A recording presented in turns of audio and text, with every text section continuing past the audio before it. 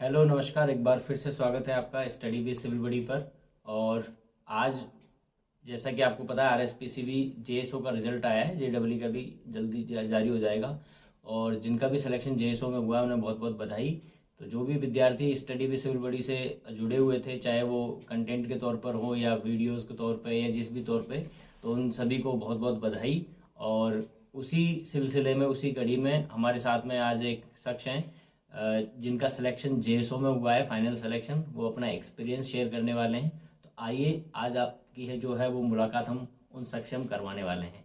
तो वेलकम कीजिए संजय जी का। नमस्ते। संजय जी का जो है वो बहुत बहुत स्वागत है हमारे इस चैनल पे। और संजय जी बताने वाले हैं अपने एक्सपीरियंस के, कैसा उनके तैयारी का कैसा क्या एक्सपीरियंस रहा और इससे पहले तक उनका कैसा क्या था और क्या तैयारी की क्या नहीं की उसके बारे में। मैंने सर तैयारी कहीं नहीं की। मैंने सिविल बडी का जो ऑनलाइन कोर्स था वो पढ़ा, उसके अलावा टेस्ट सीरीज दी और जिस तरह के सर ने जैसे बताया उसी हिसाब से। सर ने कहा कि टेस्ट देने खूब सारे, सही। मैंने 77 टेस्ट दिए थे सर, सब जगह के, सही है। और पढ़ाई ठीक है की है, लेकिन आपका बेहद ही योगदान है सिविल बडी का। मैं बहुत ही ग्रेटफुल हूँ इस चीज के लिए। धन्यवाद। और इससे पहले कोई और एग्जाम्स दिए थे या और इससे पहले की एजुकेशन वगैरह जो थी उसके बारे में थोड़ा सा बताओ सर। मैं एमएससी हूँ केमिस्ट्री से। मेरी 2 बार जेआरएफ है, गेट क्वालिफाइड हूँ मैं। उसके अलावा मैं एमएनआईटी में पीएचडी में एडमिशन लिया था, फिर मैंने छोड़ दिया था एडमिशन, मैंने रिजाइन कर दिया था। उसके बाद मैं ऐसे तैयारी करता रहा था, फिर फाइनली मुझे। इससे पहले कौन कौन से एग्जाम की तैयारी की हुई है? मैंने सर क्वालिफाई किया हुआ है? मैंने सर फूड सेफ्टी ऑफिसर का मेरा 2019 में इंटरव्यू है, वो इंटरव्यू अभी तक हुआ नहीं। अच्छा, मतलब सिलेक्शन हो गया है लेकिन इंटरव्यू नहीं हुआ उसका? इंटरव्यू नहीं हुआ, सिलेक्शन होगा। तो मेरा पटवारी में हुआ था, हालांकि फाइनल सिलेक्शन नहीं हुआ था। उसके अलावा मैंने एक बार आरएस का इंटरव्यू दिया है, एक बार आरएस का मेंस दिया है, और फिर मैं फाइनली जो आपकी बस जो रहा फाइनली नौकरी फाइनल आपको मिल गई। वो भी जेएसओ की, मतलब बहुत बढ़िया पोस्ट है, 5 डे वर्किंग है, सबसे अच्छी बात है। आपको 2 दिन आपको फ्री मिलते हैं। अगर आप आगे फर्दर स्टडी करना चाहते हो या कुछ और काम करना चाहते हो या घर वालों को समय देना चाहते हो, वो आप दे सकते हो। तो ये बहुत बढ़िया जॉब है, शानदार जॉब है। जेएसओ की फैसिलिटीज बहुत अच्छी मिलती है, एनवायरनमेंट बहुत अच्छा मिलता है यहाँ पे, तो वो बहुत सही बात है। और आशीर्वाद है तो सारा। और इसके अलावा जो प्रिपरेशन की थी आपने अभी इस वाले एग्जाम के, इससे पहले जो एग्जाम आया था आरएसपीसीबी का, पिछली बार भी पोस्ट आई थी जेडब्ल्यू जेएसओ दोनों की, उस समय प्रिपरेशन क्या आपने की थी और की थी तो उस लेवल पर क्या हुआ था, क्या कमी रही है, क्या अच्छा रहा? मैंने तैयारी की थी, आप उस टाइम यूट्यूब पे थे। हाँ, मैंने पूरा यूट्यूब फ्री पे। हाँ। और जो सबसे देखो ये बहुत अच्छी बात है, सारी पीडीएफ 10 रुपए की, 5 रुपए की, 15 रुपए की, 20 रुपए की, इतना अच्छा कंटेंट हिमाचल कम पैसों में। मैंने कमेंट भी किया था सर आपको कि सर आप बहुत कम पैसा ले रहे हो, मेहनत बहुत ज्यादा कर रहे हो, पैसा बहुत कम ले रहे हो, आपको बहुत ज्यादा थोड़ा पैसा बढ़ाना चाहिए कोचिंग को चलाने के लिए। उस समय सिर्फ यूट्यूब पे क्लास होती थी, ऑनलाइन क्लास होती थी, हिमाचल में रहते थे। मैंने टेस्ट नहीं दिए थे सर पिछली बार, मैं टेस्ट दिए ही नहीं थे क्योंकि मेरे उस टाइम थोड़ी फैसिलिटीज संसाधन कम थे। तो टेस्टों में क्या था कि ऐप नहीं थे, तो टेस्ट फिर नेट वेट का इशू था। फाइनली चीजें फिर अब इस बार मैं टेस्टों पे ध्यान दिया था सर। जितने थे मेरे से जितने टेस्ट लगते थे 77 टोटल 77 टेस्ट दिए थे मैंने बोला भी था। और इसका फर्क सबसे ज्यादा ये रहा कि करीब 10 क्वेश्चन ऐसे थे जो कहीं नहीं थे, वो टेस्टों में ही थे। तो उन क्वेश्चनों का फायदा ये हुआ कि बस फाइनल हो गया। उसके 10 क्वेश्चन तो 30 नंबर का होता है, वो गलत हो जाते हैं। हाँ, 10 क्वेश्चन का बहुत फर्क पड़ जाता है। तो वो 10 क्वेश्चन में फिर कट ऑफ ही ऊपर नहीं, मैंने बोला भी था, कई बार बोला था, वीडियोस में भी बोला, यूट्यूब पे बोला कि टेस्ट जितनी ज्यादा दे सकते ज्यादा, जितनी ज्यादा कोचिंग के मिलते हैं, 2 तो कोचिंग पढ़ते सब पढ़ना ही मैंने किया। टेस्ट मुझे लगता है सिलेक्शन मेरे टेस्ट से बेहतर चीज नहीं है, क्वेश्चन याद हो जाते हैं सारे, पता ही नहीं लगता ऐसे क्वेश्चन होते हैं। और एक जैसे कि अभी क्या हुआ था पिछली बार और इस बार के एग्जाम पैटर्न में चेंज कर दिया था, क्वेश्चन घटा दिए थे, आगे कर दिए, पेपर पैटर्न सिलेबस सेम रखा। हाँ, सिलेबस सेम रखा, लेकिन टाइम और पेपर का दोनों का सिस्टम आधा कर दिया, क्वेश्चन का भी टाइम का भी सब कुछ। और दूसरा क्या सिस्टम था कि जो एग्जाम का जो प्रोसेस है वो बदल दिया कि इन्होंने क्या है कि रिजल्ट वगैरह देंगे बोले डायरेक्ट, हम ना तो आपका ये पूछेंगे, ऑब्जेक्शन लेंगे, और ना ही आपको आंसर की बताएंगे, मार्क्स का भी बाद में इन्होंने बता दिया, वरना मार्क्स भी नहीं बताते ये तो डायरेक्ट सब कुछ चलता है। हाँ, तो आपको ऐसे जब इन्होंने क्या है कि जब डीवी का जो अनाउंस किया था इन्होंने, तो आपको ऐसे कैलकुलेशन चला नहीं था दिमाग में, कह रहा क्या पता होगा नहीं होगा, क्या पता कितने नंबर आंसर के। मेरे को ऐसा लग रहा था कि शायद अपने नंबर लास्ट में तो नहीं है। हाँ। मतलब हम सब जितने भी लोग वहाँ पे डीवी पे थे ना, बहुत सारे लोग मिले थे। हालांकि एक दो ऐसे कई बच्चे, क्योंकि सबको ये था, कई बच्चे परेशान थे जिनका डीवी में हुआ नहीं, वो भी के यार हमारा जो नंबर है ना, वो एटलीस्ट हमें नंबर कितने हैं ये तो हमें पता लगे। तो बोर्ड की ये तो गलती है थोड़ा सा, क्योंकि इनको जैसे इनके साथ टेंडर जब हुआ था ना, क्या बोलता है IBPS वगैरह इनके साथ में, तो इनको बोलना भी चाहिए था। लेकिन यार बच्चों को है ना इतना पता रहना चाहिए कि आंसर की जो है ना, रियल में आपने आंसर की क्या मानी है और पेपर क्या था ये वेरीफाई। क्योंकि मन में देखो, चाहे मेरे जैसे मान लो मैंने एग्जाम दिया और मेरे नंबर जैसे आए हैं 10, ठीक है, लेकिन मेरे मन में है कि मेरे तो 12 आए होंगे, तो वो हमेशा मेरे मन में शक रहेगा कि यार वो 2 नंबर बोर्ड वालों ने खा लिए, चाहे नहीं खाया उन्होंने, लेकिन मन में रहता है। या फिर कई लोगों के मन में ये भी रहता है कि यार क्या पता किस क्वेश्चन का आंसर क्या मान लिया हमने, क्या माना हमारे हिसाब से घर पे मैं जोड़ रहा हूँ तो नंबर ये आ रहे हैं और बोर्ड कुछ और बता रहे, तो ये कॉन्फ्लिक्ट रहता है। तो कई लोग क्या इसमें टेंशन में भी थे सर। लेकिन इस वैकेंसी सबसे ये कि 4 महीने के अंदर ही ज्वाइन। हाँ, ये तो खैर इनका प्रोसेस, हाँ प्रोसेस फास्ट रहता है हमेशा। करीब मुझे याद है ये इसका जो फॉर्म की डेट थी ना 18 अक्टूबर से इन्होंने 18 नवंबर तक इन्होंने डेट का फॉर्म भरने का टाइम दिया था। उसके बाद इन्होंने 10 जनवरी में एग्जाम करवा लिया, टाइम दिया एग्जाम का, मात्र 21 दिन दिए। नहीं वो पहले से ही पढ़ रहे थे। नहीं इनका सिस्टम तो यही रहता है, इनका सिस्टम ये रहता है कि प्रोसेस थोड़ा हमेशा सिलेबस थोड़ा का ज्यादा था नहीं, तो सिलेबस इनका छोटा है, कितनी बार पढ़ गया था वो भी बार आपकी मैंने करीब 5 से 6 बार तो मैंने क्लास ही ले ली पूरी हर टॉपिक की। बहुत सारे टॉपिक थे जहाँ पे मैं फ्लो चार्ट वगैरह थे, जैसे ये सॉलिड वेस्ट मैनेजमेंट, वो थोड़े समझ नहीं आते, तो कई बार उनको बार आपसे ही पढ़ता था। तो मैं मोबाइल लगा बैठता था, सर पढ़ाइए प्लीज, वापस से पढ़ाइए फिर से पढ़ाइए, नहीं आता फिर सुनता बार। सही है, ऐसे खूब क्लासेज लिए मैंने।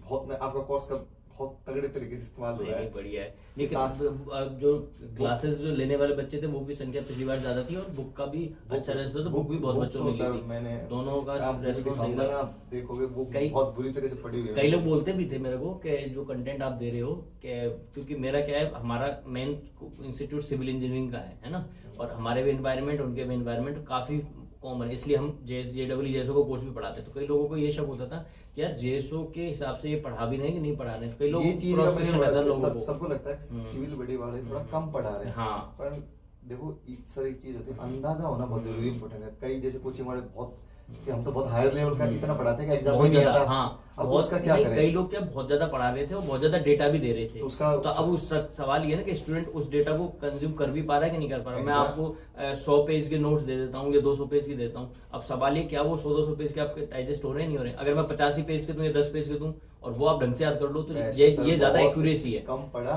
पर मैंने सबसे, मैं तो एक ही बात है, तो मैं सबको ये बोलता हूँ कि आपको अगर बिलीव है, अगर आपको विश्वास है तो आप विश्वास करो, नहीं है तो जो आपको बोल रहा है ना तो आप उसकी नोट्स फॉलो करो या उस कोचिंग का आप पढ़ो। मैं तो ये बोलता है साफ उनको, अगर आपको लगता है हमारे ऊपर तो विश्वास करो आप। तो बस मैंने सर एक चीज धारणा की थी कि मैं 100 अलग-अलग चीजें नहीं पढ़ूंगा, एक ही चीज 100 बार पढ़ूंगा।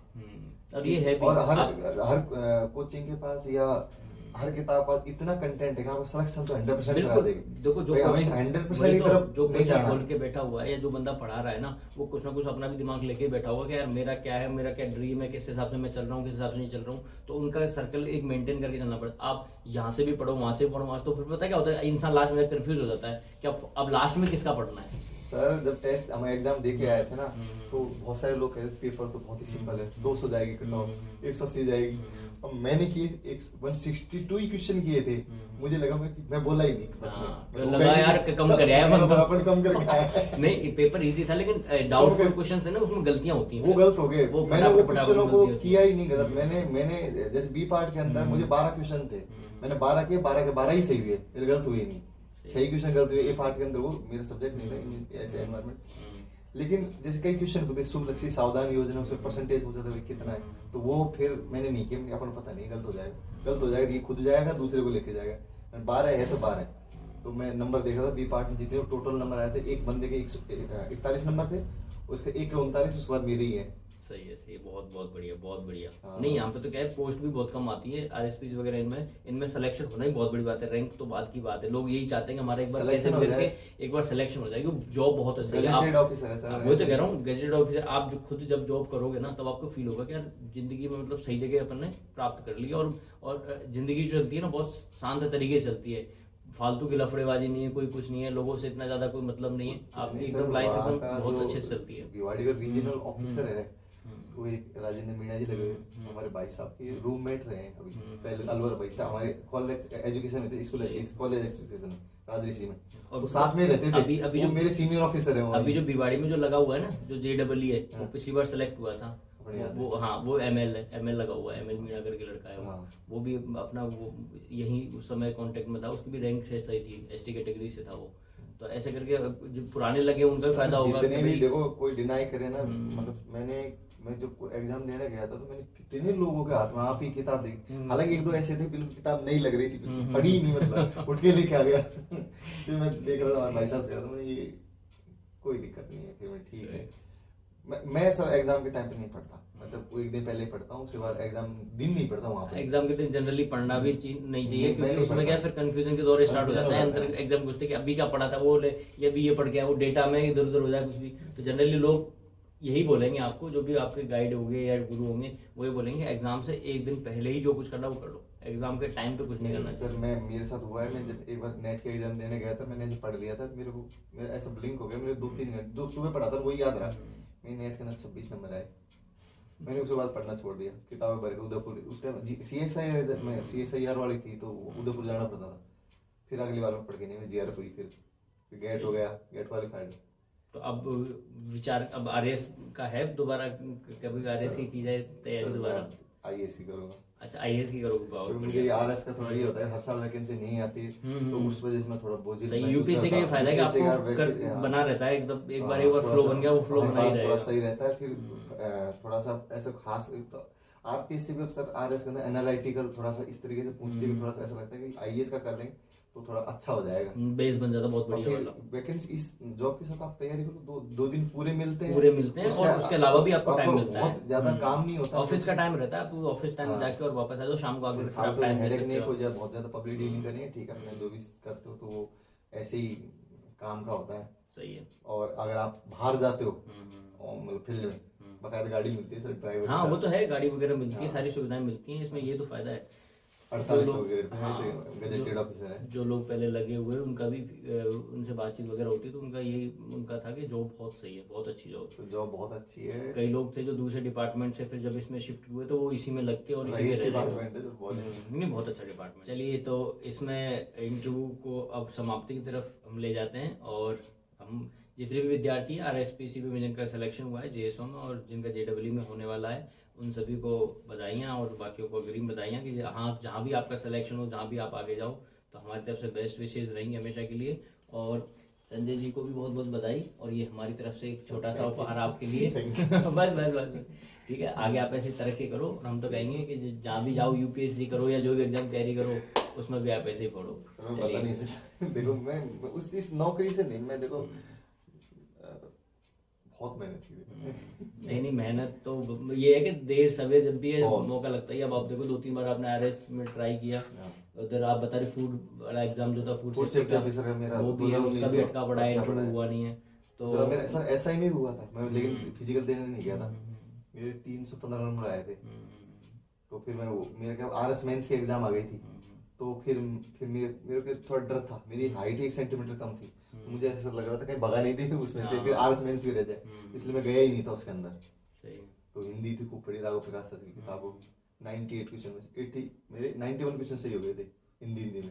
सही है। ऐसे टेस्ट सिलेक्शन टेस्ट टेस्ट बहुत इंपॉर्टेंट, कितना भी पढ़ लो, मैंने देख लिया, पढ़ने का कोई सेंस नहीं है। मैंने वो बात पल्ले बांध ली, एक जगह से पढ़ना है, एक ही चीज को बार बार पढ़ना है, ये नोट्स मेरे हाथ लगे, इसके अलावा मैंने कुछ नहीं पढ़ा, कोई किताब नहीं पढ़ी सर, सिर्फ उसी को पढ़ा है, और उस किताब को ऐसा पढ़ा है कि कोई और नहीं पढ़ सकता। नहीं, ट्रस्ट बना रहना चाहिए किसी एक चीज को, ज्यादा हमारे दिलीप सर हमेशा कहते थे कि हर किताब के अंदर इतना मटेरियल होता है ना, सिलेक्शन जरूर करा देगी, बस आप उसको पढ़ो। बच्चों को क्या कहता है कि 100 में से 2-5 क्वेश्चन नहीं आ रहे ना, उसके पीछे भगते हैं, तो जो 80-90% है उसके पीछे नहीं भगते। ये लोगों में फिर मिलता भी वही है। लोगों को थोड़ा सा समस्या यहीं से होती है कि यार 90% मिल जाए, इट्स ओके, अपन कोई दिक्कत नहीं। हाँ, ये 5-10% कवर नहीं हो रहा, 5-10 इसी में रोते रहते हैं, तो वो फिर वो 5% ही मिलता है। हाँ, तो मैंने उस चीज को छोड़ दिया, मैंने नहीं, अपन को कोई दिक्कत नहीं, 60-65 क्वेश्चन में से जाए तो मुझे पता है कि सिलेक्शन हो जाएगा, कोई एग्जाम ऐसा कब कर ही नहीं सकती। तो मैंने टेस्ट अलग अलग कोचिंग को खूब टेस्ट दिए, आपके तो सारे टेस्ट दिए सर। चलिए, कई बार मेरी तो लिमिट खत्म हो गई थी वीडियो देखने की, टेस्ट देखने की। नहीं वो तो मैं कह रहा हूँ, मैंने कहा ये चीज़ मैं हमेशा बोलता हूँ कि जितने ज़्यादा टेस्ट दोगे उतना ही बेनिफिट होता है आपके लिए। और चीज़ें क्या है, गलतियाँ जहाँ आप कर रहे हो वो पता लगता है, कहाँ इम्प्रूवमेंट करना है, रिवीजन में कहाँ कमी है वो पता लग जाती है। खूब सारी किताबों में जगह जगह लिख लिया, सही है। पढ़ो रे, ये पढ़ क्यों नहीं रहा, ध्यान दे ले इस पे, अटेंशन। जैसे आप कई बार क्लास में बोलते थे कि इससे बार बार क्वेश्चन रिपीट होता है, तो मैं ये सेंटेंस लिख लिया किताब, इससे क्वेश्चन बार बार रिपीट होता है। सही है, बहुत किसमें ये पूछता है, जैसे वो बेंगलोर मेथड का वो था, तो वो मेरे को ऐसे याद हो गया था। वो सही आप स्टोरी बता रहे थे हाँ कि मैंने बेंगलोर के बताई थी, अंदर हाँ वो बेंगलोर के अंदर वो मेडिटेशन होता है बहुत उसका ज्यादा, श्री श्री रविशंकर जी वो के मेरे को याद ही हो गया था। आर्ट ऑफ लिविंग का बोले हाँ, तो सेंटर सारी वहाँ पे। ऑक्सीजन लेके हाँ। मेरे नोट्स के अंदर ये लिखा हुआ है, किताब के अंदर बड़ा हुआ है कि ऑक्सीजन गैप एनॉर्बिक। और मुझे ऐसा लगता था सर इससे 10 गुना टफ पेपर आता है ना, और भी ज्यादा मेरे नंबर आते हैं। सही। पेपर थोड़ा सिंपल आया था, सिंपल वाटर हाँ, एक्ट, हाँ, हाँ, वाटर एक्ट की एक एक धाराएं याद की थी मैंने। आप पूरे अपने नोट्स के अंदर हैं तो पीछे से अलग से नोट्स बना के एक एक धारा वो रटा था और डायरेक्ट पूछ रहे वाटर एक्ट। बाकी हाँ अंदर पेपर उतना टफ आया नहीं, बहुत इजी आ गया, पर लेकिन सर लोग ऐसे कह रहे थे एग्जाम में कि 200 जाएगी कट ऑफ ऐसे ही। फिर मैं तो भूला ही नहीं, पेपर की 62 क्वेश्चन है तो बोले 200 में तो अपन तो बाहर है, बोले अपन बाहर है, क्वेश्चन ही 62 किए हैं तो अटेम्प्ट कितने आएंगे नंबर। वही भाई अपने सही तो है। आप एकाध तो अब रुकेंगे नहीं, गलत सही होते बात है, हाँ। हो गया गलत बड़ा। होंगे बोले तो ऐसा सही है। अब वो करे मैं सर डीवी में गया, बंदा मेरे से एक था कोई भरतपुर का था, सोनी था पता नहीं, मेरे घर में 190 नंबर बन रहे हैं। मैं तो सर से भी बात होती रहती है मेरी, यार 190 तो तू यहाँ क्या कर रहा है मिठाई बांट। तो मेरी यार डेट ऑफ बर्थ पे दिक्कत हो रही है, मेरा फॉर्म ई मित्र वाले ने ऐसे, तू कहाँ चला गया, डेट ऑफ बर्थ ऐसे गलत कुछ डाल ऐसा दिए थे पता नहीं किसी उसमें। कुछ ऐसा था पॉइंट में। मैंने यार ऐसी क्या है, तू इतना तो खुद का इतना फॉर्म ध्यान कैसे रखना गड़बड़ कर चाहिए, सकता है इस हाँ, चीज को, फॉर्म ध्यान भरते ही नहीं समय है। जब ध्यान तुम रखना कि मैंने यार नौकरी छोड़ के किया तो तुम इतने कैसे इतने केयरलेस हो ही नहीं सकते थे कैसे, भाई। ये गलत बात है। अब वो फाइनल सिलेक्शन देगा सर उनका वो ही नहीं फाइनल। डॉक्यूमेंट वेरिफिकेशन के टाइम में बहुत लफड़ा हो जाता है अगर आप ऐसे सेंसिटिव चीजें गलत कर देते हो तो। हाँ तो वहाँ पे तो वो फिर ऐसे ही नहीं, इतनी चीज़ों का ध्यान रखना पड़ता है। चलिए इंटरव्यू को समाप्त करते हैं, और ऐसे ही हम आपके लिए गाइडेंस के जो भी इंटरव्यू होंगे या जैसी मुलाकात वगैरह होंगी स्टूडेंट्स के साथ, वो हम बताते रहेंगे, मिलवाते रहेंगे। और बहुत ही जल्द एक सेमिनार भी हम आयोजित करेंगे, जैसे जेडब्ल्यू का जो हमारा जो रिजल्ट है तब आ जाएगा, तो जो भी सिलेक्टेड छात्र हैं चाहे जेडब्ल्यू हो चाहे जेएस हो, उनको सबको मिलवाया जाएगा आपसे भी। चलिए बहुत बहुत धन्यवाद, थैंक यू सो मच। जय हिंद, जय भारत, जय जवान, जय किसान। Thank you.